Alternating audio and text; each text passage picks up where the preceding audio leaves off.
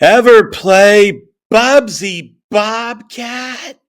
If you're as old as I am, you have, because it was advertised as the newest, rudest, bad attitudist mascot who could one up Sonic the Hedgehog's white gloved, middle fingered Hitler salute, or whatever he's supposed to be doing.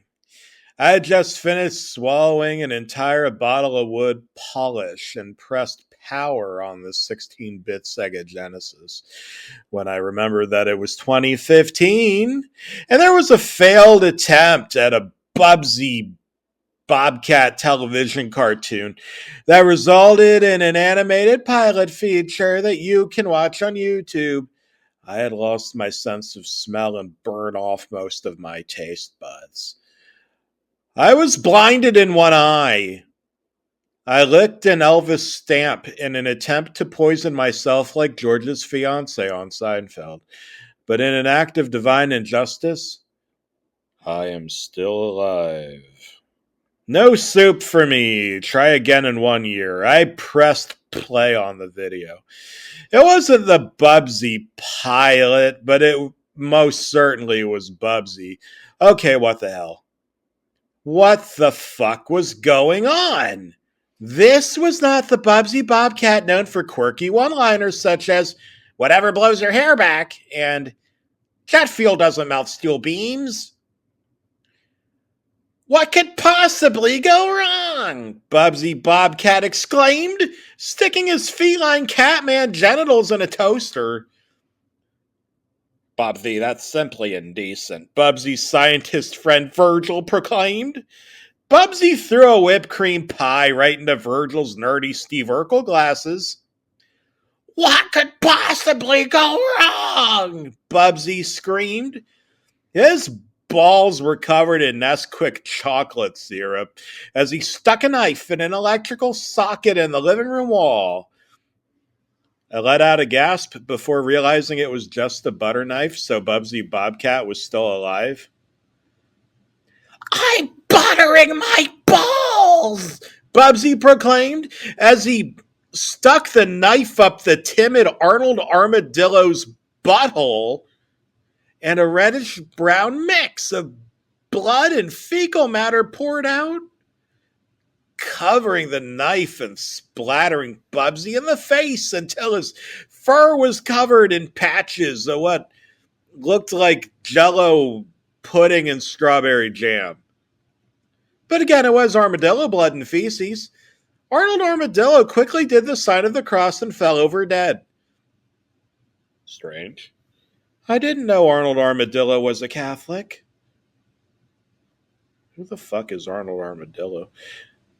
What could possibly go wrong? Bubsy could be seen twirling up and down like a flying trapeze on phone wires, joined by two sparkling telephone poles that two buzzards were shitting on and giving the middle finger to for some reason. Bubsy slammed right the fuck face first into the right pole and started to slowly comedically fall down the side while impaled through his fucking cat skull with a spike that I guess was used to join the telephone cables or something. It looked like something that could give you tetanus. I could really go for some of that right now.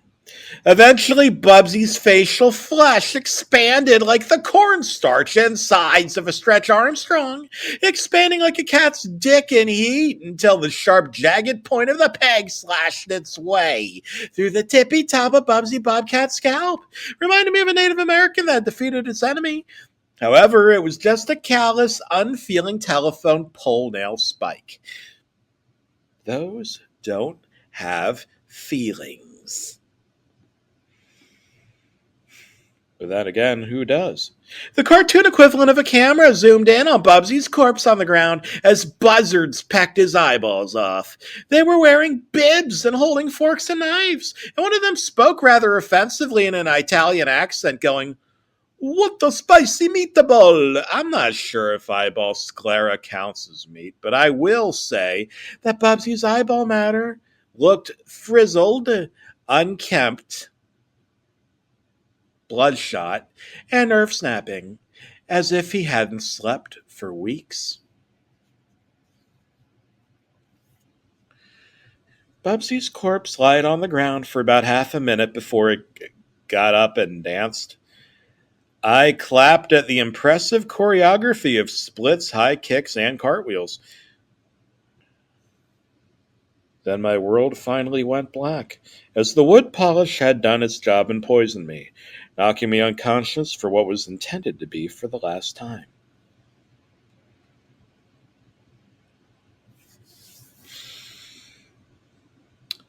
When I woke up, they were tossing dirt on me and I could barely breathe.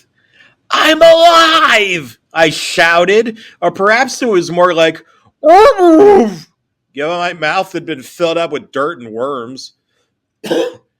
I spun around like Crash Bandicoot, or really, I guess I was still under the psychosomatic effects of the furniture cleaner. But I spit out dirty pebbles and chunks of ticks and leeches as I looked up, turned around, and I shrieked in horror.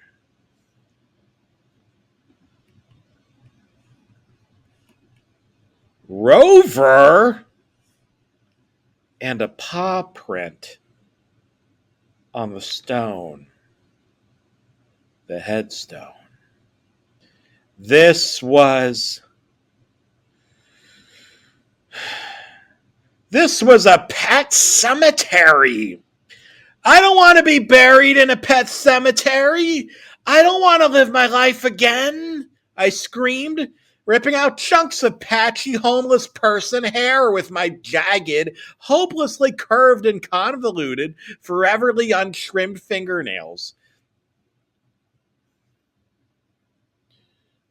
I grasped the side of the pit and almost made my way up and out before the final image I would ever see emerged.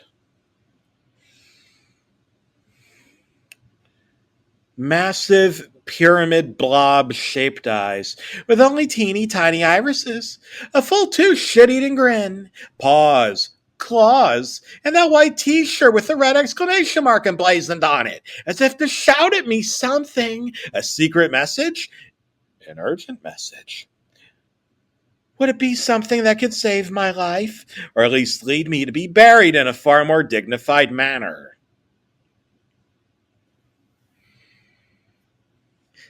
What could possibly be wrong? Bubsy Bobcat exclaimed before he smacked me in the head with a dirty, rusted shovel spade, Bates Motel style, as my world fatally faded to black, confirming my final destination.